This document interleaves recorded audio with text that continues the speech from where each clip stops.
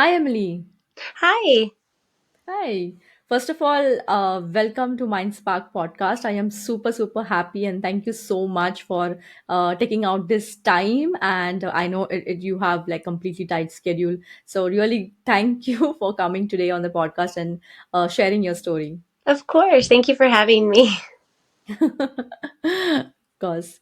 So Emily, just I mean, we have known each other for I don't know. I mean, so many years. I think at least 5 years, but we have never met. And that is that is so strange. I know. And I was just telling my daughter that I'm going to interview Emily, and she's like, "Okay, but tell me something about her." And I'm like, "I've not met her, but I will show you her pictures."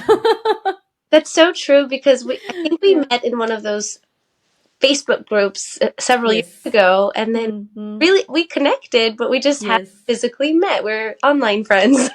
Yeah, exactly, exactly. Yeah, but soon we should change that. We should just plan something and Yeah, meet good up. plan. Yeah, yeah. So Emily, tell me something about yourself. Like, from where are you? And of course, I know a little bit about your story, but for audience, just to tell your background, your education, and how was your childhood, basically. Sure.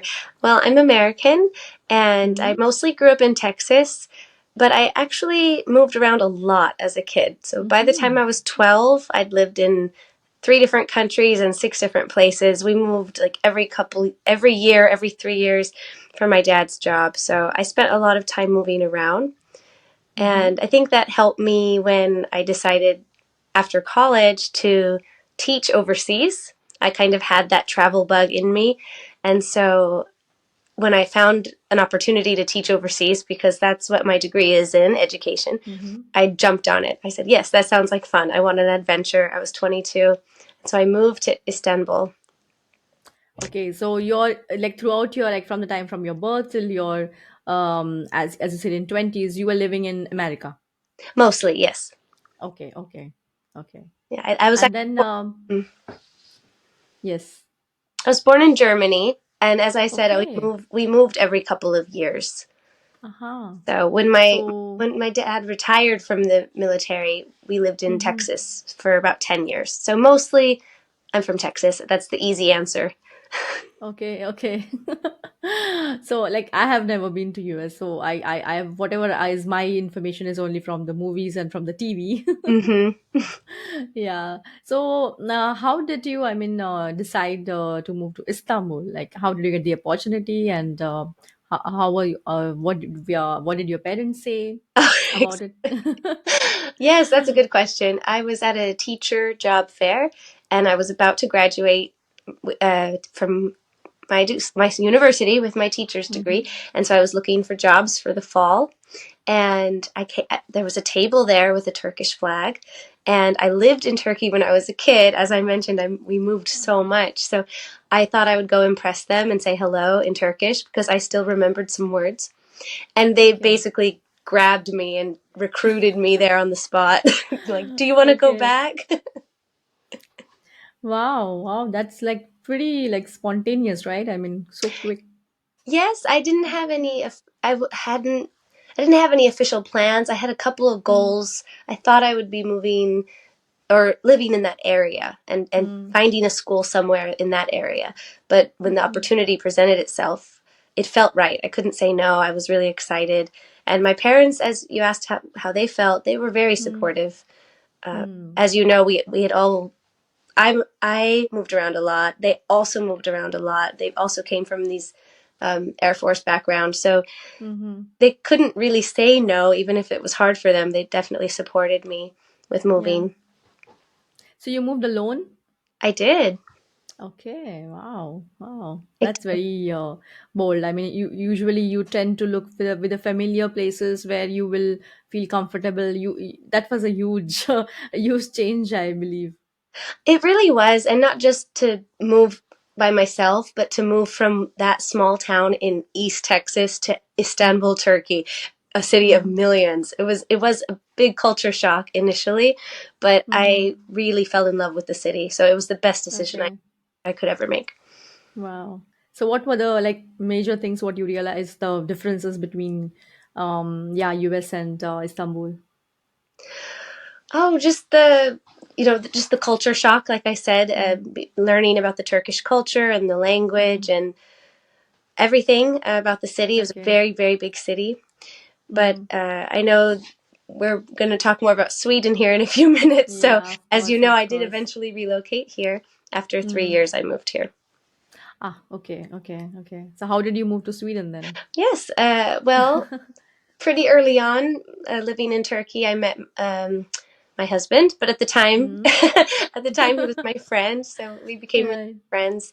And he had a pizza cafe just 2 blocks Mm. from my apartment, which Wow. was very nice for me because I love pizza. Yeah. It's my favorite. So that's kind of how we met initially, but we became really good friends. And then after a year, we began dating. Wow. Wow. So that's my love story. But he's actually from Okay. Trollhättan in Sweden. So Aha. he decided to move back, and I decided that a year later I would join him here. Okay. Okay. That's nice. That's how I ended. So, yeah. So you have, as you said, you've moved around a lot. So, how easy or how difficult it was for you to settle in Sweden, like because you knew that time, like that you're going to stay for long term in Sweden, right? That time. Right. So to when I first wanted to move here, I had to apply Hmm. for a visa, and at the time, at the time this was more this was more than 10 years ago. At the time, I Okay. applied for they had like a Sambo visa. If you had a Uh huh. relationship, you could I apply. think they still have that. Do they still have that? Because Yeah. I didn't know if the rules had changed. I know a lot of people look for work visas, and that's maybe Hmm. easier. But in that case, I applied because I was going to be living, with my sambo or Right. anyway. And so I went that route. I was really nervous when I went to the embassy. I thought they would ask me Hmm. really hard questions about our relationship, to prove that it's a real relationship. So I actually studied. I was so nervous, but they only asked me three things. Okay. So it was no problem getting my visa from Turkey to here. Okay. And yeah, so I ended up getting that, and then not too long after, got my permanent residence card, Mm-hmm. and then actually last year, after 10 years, finally became a citizen. Wow, congratulations. Thank you. Yeah, I just took it last couple of weeks ago. Yes, congratulations to you too. Thank you, thank you. It's such a, I don't know, not tough, but it's a decision which you don't take lightly. I mean, you Exactly. because you don't have dual citizenship, you have to leave your original nationality, and that is little. That's the reason I was like thinking whether should I or not. But then Mm, my husband already took it, so I thought, okay, let's do it. yeah, it feels good. Yeah. It feels good. Yes. I don't feel Yes. any different, but I'm happy about Mm. that decision. Yeah, of course, of course. So, what were the initial days? I mean, I know it's long time back, Mm. but what were your initial experiences and any culture shock, or how did you settle in Sweden? The initial beginning time. When I first moved here, I was surprised how similar it was actually to America. So it was Okay. going from America to Turkey and then back then to Sweden felt like I recognized a lot of things. I was like, Hmm. "Oh, we have that. Oh, we have that." They in the grocery store they even have an aisle with a lot of American like junk food, and it felt familiar. It felt really good. Yeah. Yeah. And of course, with time you notice other things that you adapt to, but Right. it felt really good, and it also was the air felt so fresh. Maybe that was just Hmm. coming from the big city, but I just remember it being so beautiful and such fresh air here. Hmm. Yeah. True. And very green, Hmm. and it was really fun just to explore when I first moved here, to go around and see all the pretty lakes and the sea Hmm. and explore the area. And Right. Right. So did you start looking for like employment immediately, or you were like just taking your time and thought, okay, there is yeah, still time? well, when I applied for the visa, I had emailed around at different schools, international schools. So I actually did have a Hmm. job lined up before I moved here. Wow. I had Okay. come for an interview when I was visiting my boyfriend at the time, and Hmm. they hired me. So I had a job ready to go when I moved here, which felt really Wow. good too. Wow, that's like a dream come true. Yes, it all everything fell into place. So I was very lucky. I recognize the privilege. So I'm very Yeah, pleased it all worked out. yeah. So was it an English school, or did you had to learn Swedish, or like how was it? It was an English school. I think that Hmm. also maybe contributed to why it was so hard for me to learn Swedish in the beginning. But because all my colleagues were American or Mm. Canadian or from England. But it was, you may know it, it's all about children, ABC, all about children. Oh yes, yes, I know that school. Yeah. Yes. So I worked there for a few years actually. Okay, Yeah. okay. Yeah. Oh, so now you're not working there? No, no. After we got married and then I got pregnant, we actually bought a house outside of Gothenburg. So we don't live in the Mm-hmm. city anymore. We live closer to Trollhättan. Right. So that's where Mm-hmm. I work now. I work in Trollhättan. Okay. But So not in have ABC, you it's a been to different school. Trollhättan?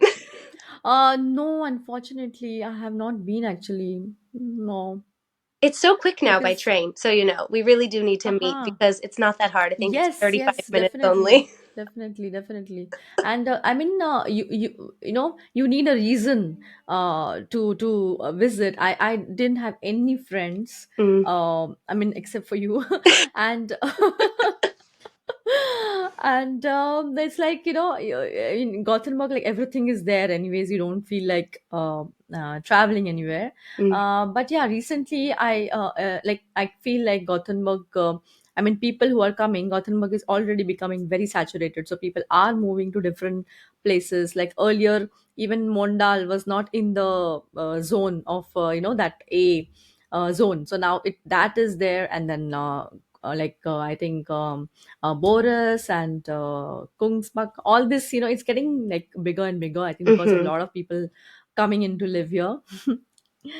So now people, I mean, I've met a couple of people just last month. They said that they have also moved to Trollhättan. So I told them that I have a friend.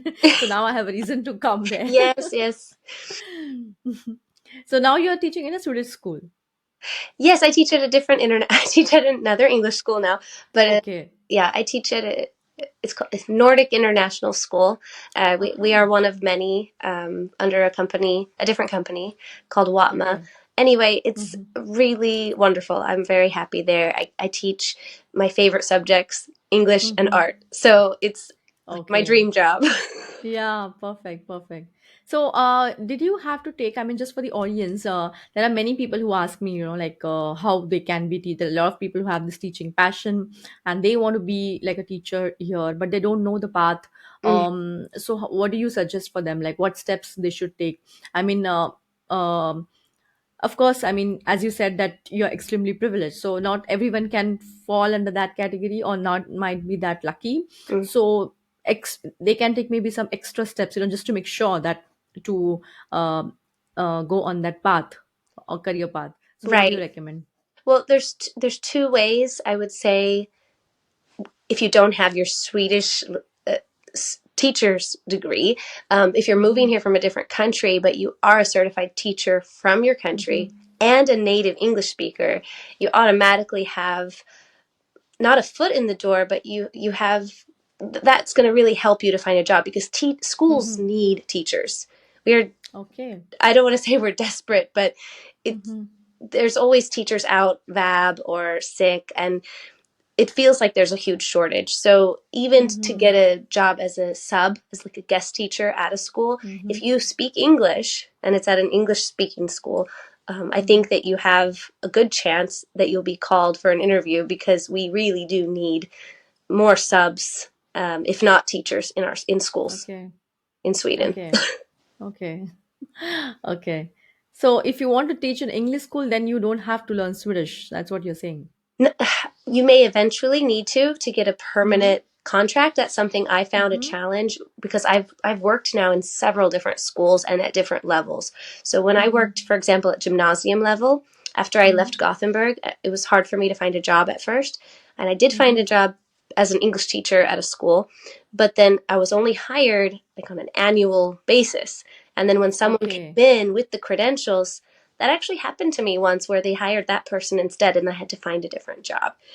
So Okay. even though there's always a job somewhere for you, it's Mm-hmm. not as comfortable or you do need to take the further steps if you plan to Mm, stay at a school. mm, They will eventually right. ask you to validate your license here and have it be a Swedish Mm, teacher's license. right, right.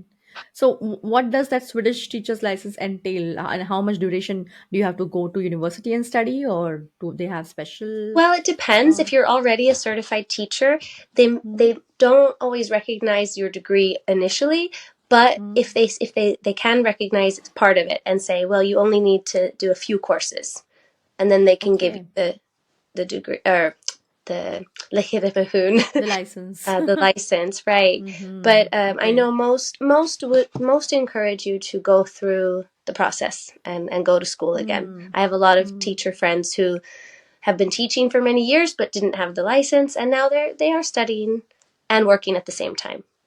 Okay, okay, So okay. it just That's good. depends on your workplace. Mm-hmm. Okay, okay. So, since you said that you have taught in so many schools, like, what are the things what you absolutely love?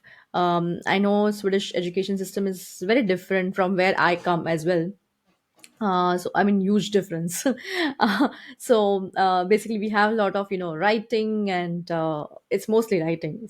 And now we also have in India the CBSC board, which is like so difficult. Like, I mean, it's very competitive, and the kids literally are crying because there's so many subjects, and it's very very tough, Mm. hard, like next level studying, which I didn't have. I mean, I'm glad for that. But there are several boards now, like ICSE board, IB board, CBSE board. So, what has been your experience with this education system, and how easy, and what are the benefits of that? Well, I think it is different, as you say. And sometimes I miss working actually at the high school level where it's a bit more Hmm. calm. um, but I think working where I do now, it's still calm, and I think that there's a lot of freedom with the way we Mm, interpret the curriculum. As long as we're teaching the mhm, curriculum, the mhm, stakes are a little bit lower with the mhm, national tests because it's only every few years. Where I'm from in America, I remember we started standardized testing in third grade, mm, and mm, here it's there's less stress and there's less pressure. mm. So I Yeah. see some advantages to that. I know they also start a Mm-hmm. year later here Mm. Yeah, than in the exactly. States, and 2 years Yes. later than in England. So, but I think they catch up eventually. I think they really do. Mm. Mm. Okay. But I think, I mean, for the audience listening, till six, till the year age of 6, anyways, there is no serious studying, right? I mean, that is not even letters, I believe. It's only just play and maybe rhymes, and just, maybe building blocks, and just going out and playing in the nature, right? I think actual study starts from the age 7 and after. The first class, yes, Yes. exactly. Yeah. Okay. So, what do you think? Like, when you're working on day-to-day basis, like, uh, what values you have to follow, or what kind of teaching methods you are supposed to? I mean, you have been told by the school, and what values are you following, basically? That's an interesting question because I actually feel like my school has a bit of a controversial method.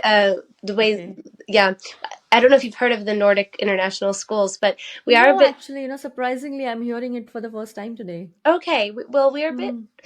We use more traditional methods, and Is it a so Swedish? I mean, has Swedish people invested, or is it like an international board or this is something? through Sweden, but it's Mm-hmm. we have a little bit of a reputation. But I think it's if you don't know about our school, it can sound like a foreign concept. It is a traditional Okay. model where we wear a uniform Mm-hmm. and Wow, really?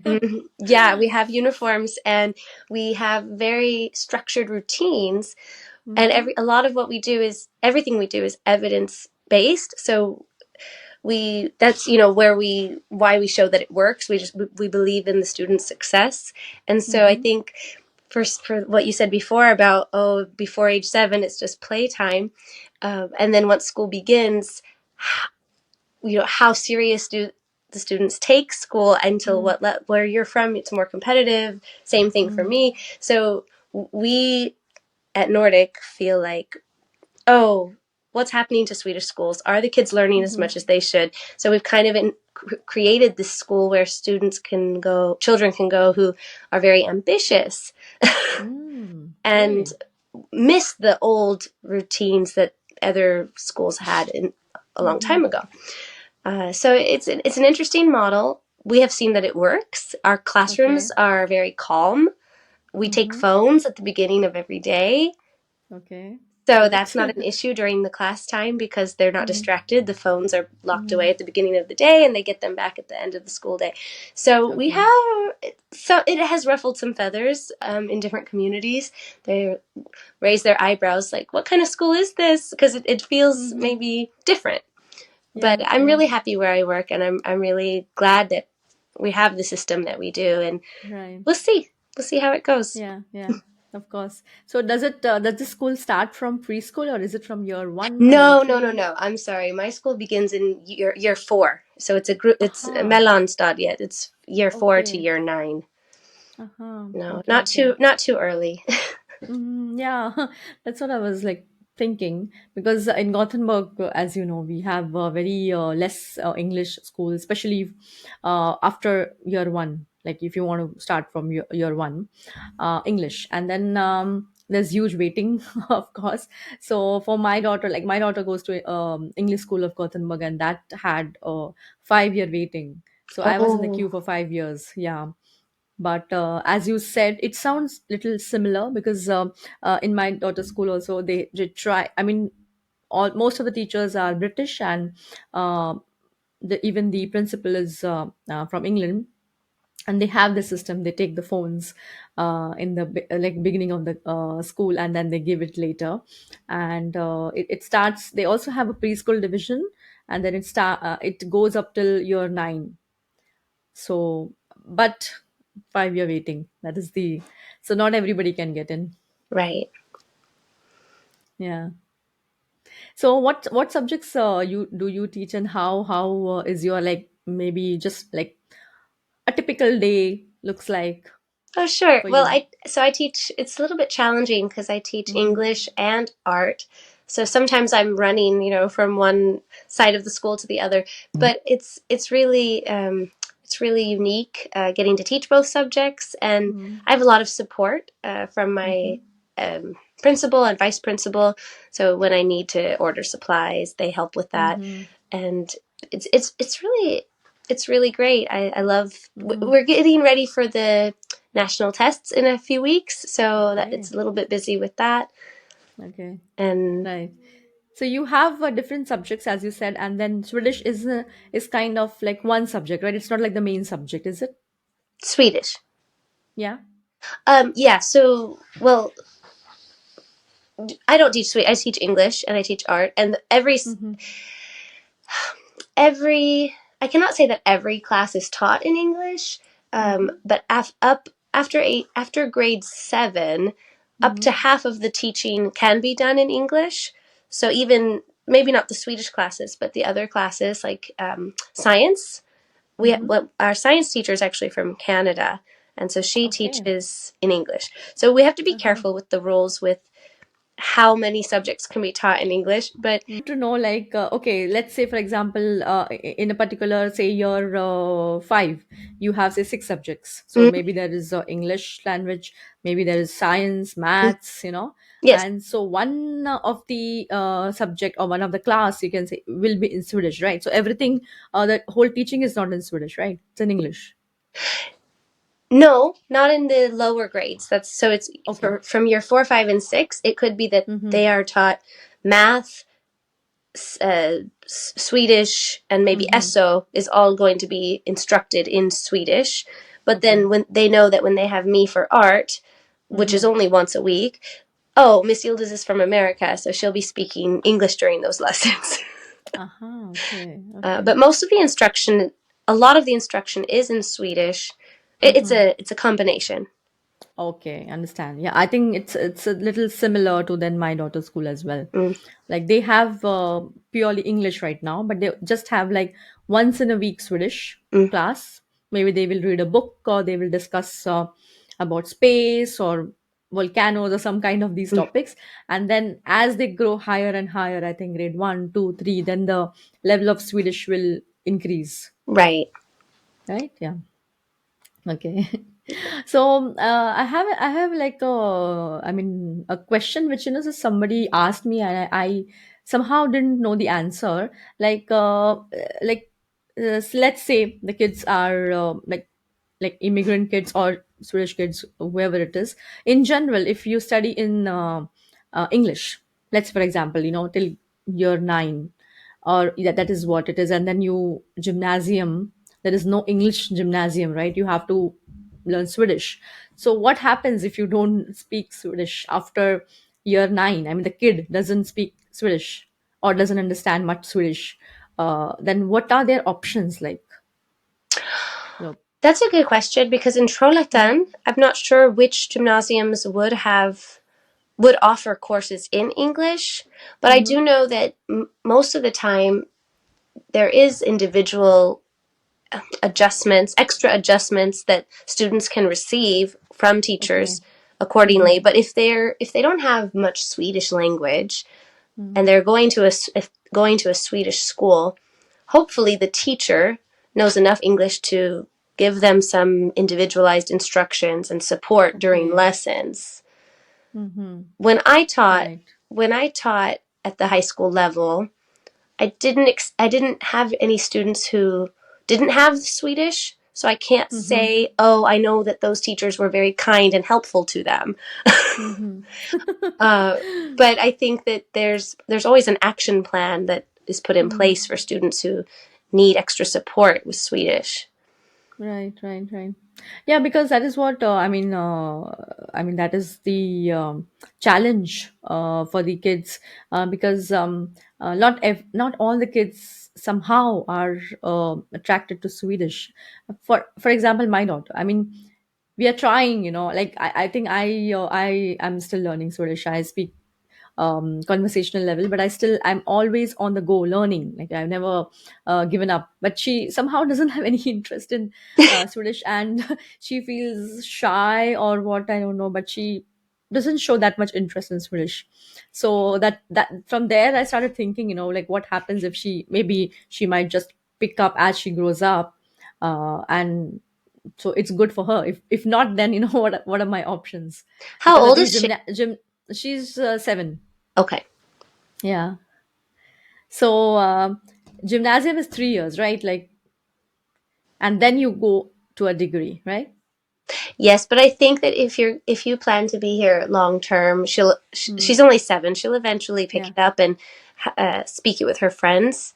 I know that in my Hmm. school right now, when we have some students who are new to Sweden and Hmm. also need to learn, it does take time. You do have to be motivated. I know I wasn't very Hmm. motivated when I first moved here. It took me a very long time to want Yeah. to learn because when I was around Swedish people, they only wanted to speak Hmm. English with me. Oh, yeah.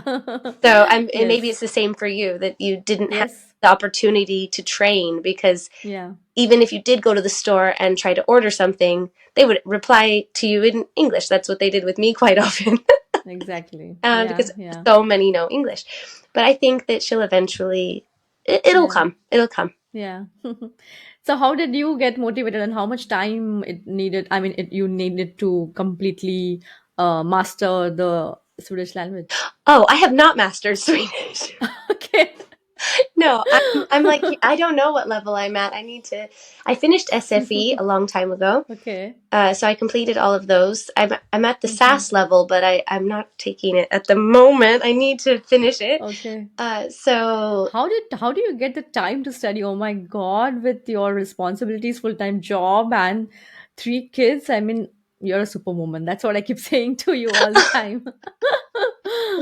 actually, do you know, for me, the next goal is really, I'm a little embarrassed to admit this, but my next goal is to get my driver's license. So that's more of a priority than Mm. SAS at the moment, if I'm going Okay, to be okay, honest with okay. you.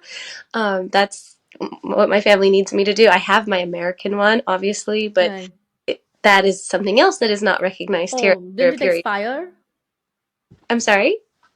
Didn't it expire like your Well, license from you're America?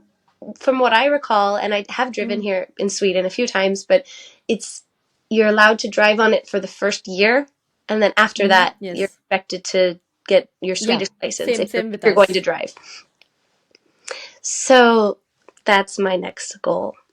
Wow, wow. And I think that is much, much needed, especially with kids. If you're driving around, it becomes very convenient. You can run errands, you can, Mm. pick them up, drop them. It becomes easier. It's been I'm very fortunate to live so close to the bus stop, and the buses Mm-hmm. do run enough that it has not been a challenge to leave Mm. work, pick up my children, and come home. Yeah, I make yeah. that work just fine, but it will be more convenient once I do have the Mm-hmm. license. Mm-hmm. Mm-hmm. Right. Yes, definitely, definitely. I have seen a lot of people, like also me, like my bus stop is very near, and think the public transport is quite efficient. I feel, and I only have one kid, so it's quite easy. But especially if you have two kids and you have a lot of like both of you, if you're traveling far, and then it becomes tricky. Well, when you have three kids, as long as you can contain at least one of them, Mm. you're good. That's what I have found because yeah, Okay. that's I have a Yeah. double stroller, and even at times I stick the 4-year-old in with the 2-year-old, and then my 8-year-old, she's fine. So Yeah. as long as you can contain at least one of them, that's the hack, that you need to be able to contain Right. at least one of them. Right, right, right. Of course. I don't have that experience, so I can't comment. You are the expert. Thank you. Yeah. So, one interesting question I just got in my mind that what do you think about the pay system or the salaries for teachers in Sweden? I mean, I have heard and like a lot of like earlier, I used to just interact with the teachers, preschool teachers as well, and they were quite friendly to me. So they used to tell me, oh, it's not good. It's, we have to do so much, especially preschool level with younger kids. It's very difficult and challenging, I feel, to, entertain them, take care of them. And I think in preschool, kids are like right from year one. I mean, I think parents just wait. Oh, as soon as my kid turns one, the next day the kid is, should go to school so that they can work. Obviously, you don't have any help there, help here, so no option. But what do you think? Like, is it really justified, or what is your take on that? Oh, there's so much I want to say, so I don't know where to start. Please do. I think because about the salaries, but also the last thing you said. I think in general, Hmm. teachers don't make enough in any Okay. country for what they do. Mm-hmm. It is it it has made me wonder, actually, and it could be because now I'm getting closer to 40. I'm thinking, Mm-hmm. am I going to do this forever? Should I eventually Mm-hmm. switch careers? Because for it's not enough. Mm-hmm. I think when you do work, if you're a certified teacher and you have experience, you can obviously increase your salary each year a little bit. Mm-hmm.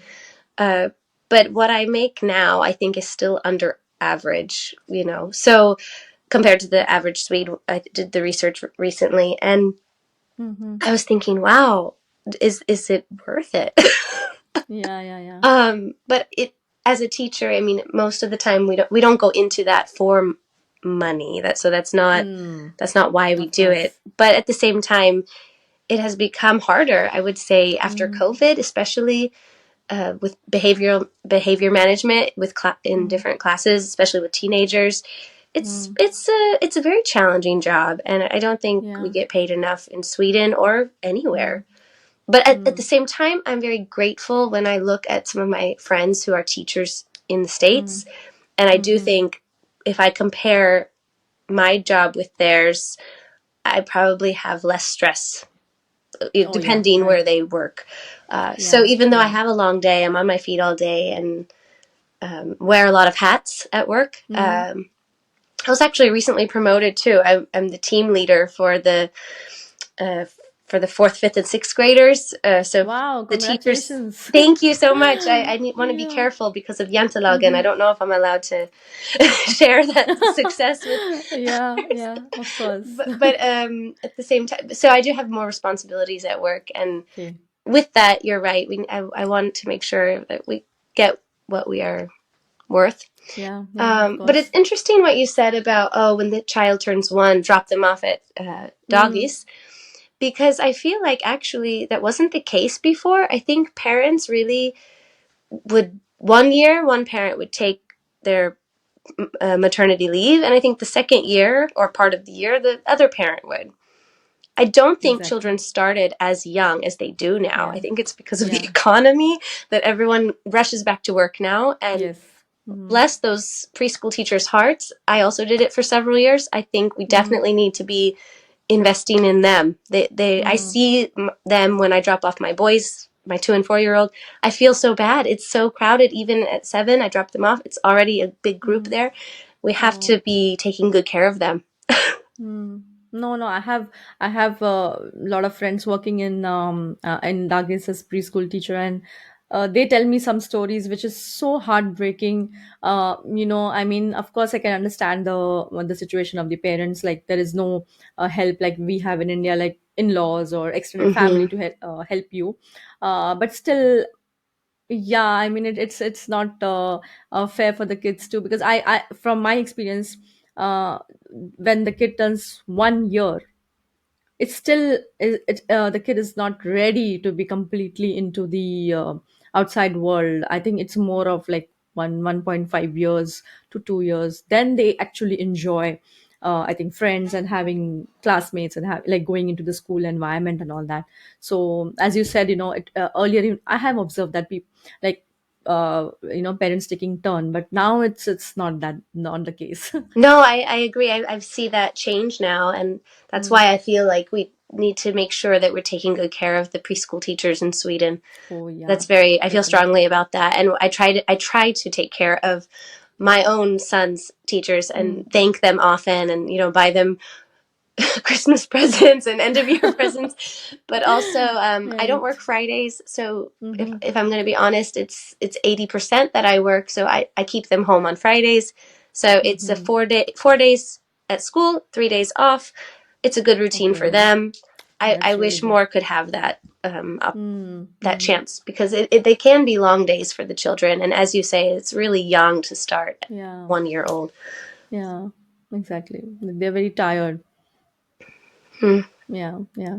But that's also good. And as you said, that situation for the teachers, as you said, you can work 80%, you can work even 50%, and that is like the benefit of working, but also having the time. I mean, so to say. Yes. But I think Yes. also when we talk about living here in Sweden and having those chances, those Mm. opportunities, I love that I can choose. Oh, I can work. I mean, when I first started teaching after Mm. Lily was born, my oldest, I worked 60%, and I went to school the other Okay. days, but not initially. I worked Mm. 60%, and she was home two or three of those days. And so Mm-hmm. it was really nice to ease her into the preschool so she could Mm. handle it if I'd needed to work Right. longer hours later. Right. So we did good with her, I think. She started Mm. later. She was like 15, 16 months when she began. And Mm-hmm. like I said, not every single day. So it was good for her. Yeah. And yes, I love, that's one thing I love about Sweden actually, Yeah. is having those benefits. Yeah. Yeah. Like many things have changed in Sweden, but this is not changed, thankfully. And I mean, the childcare and the way the if you I mean when you take your kids to the barn Wat Central, and all these is still there. It's good, Mm. and I also really appreciate all these things. Yeah, I think it's a good place to live if you have a Hmm. family. Yeah, of course, of course. So, what are your plans? As you already told me, driving license is in the making. What else? What else do you see for yourself living in Sweden Well, in I the think future?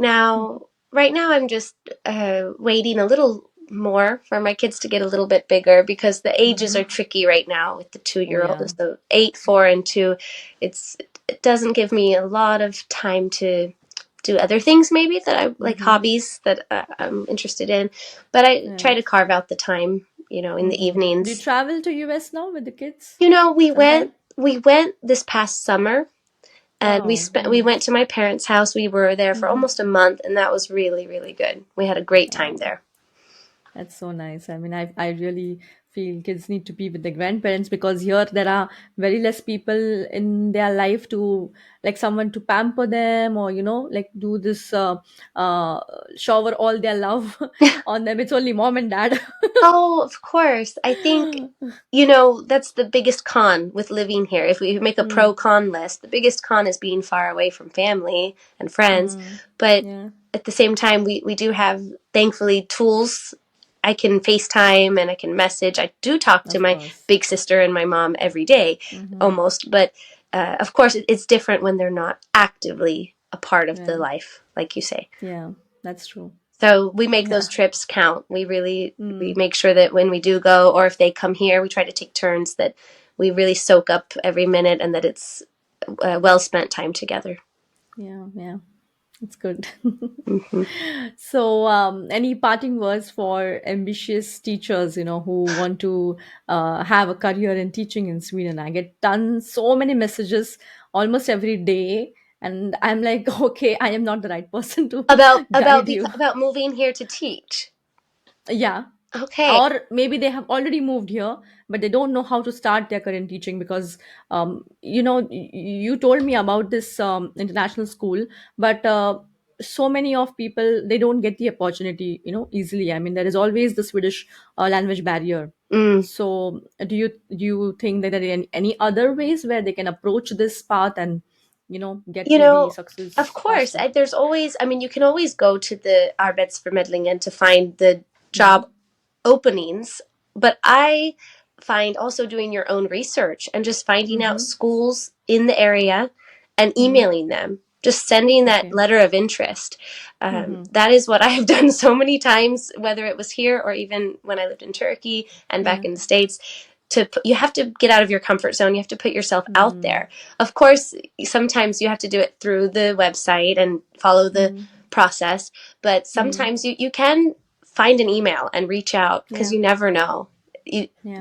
if you don't try, the answer is always going to be no. If you Definitely, don't ask, the definitely. answer is always no.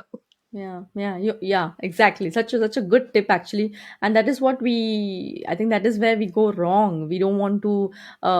We feel so like awkward and scared. What is the person going to say? I mean, what is the person going to say? He might say no, Mm. or what else? Well, I So it's think it's always also good to try.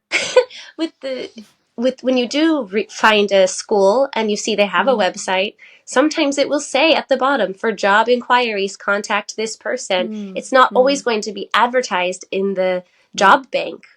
Yeah. So you do need to do some research and Hmm. put yourself out there, reach out, and you never know. They might call you in for an interview. They might call Yeah. you in to shadow one day, see how the Hmm. school is, see if it's a good fit for you. And who knows, you might not get a teacher job right away, but you may get a Hmm. sub teacher job. Because as I Right. said, that's a huge need right now, all Right. around. Especially Right. in my school, if you speak English, that's a plus.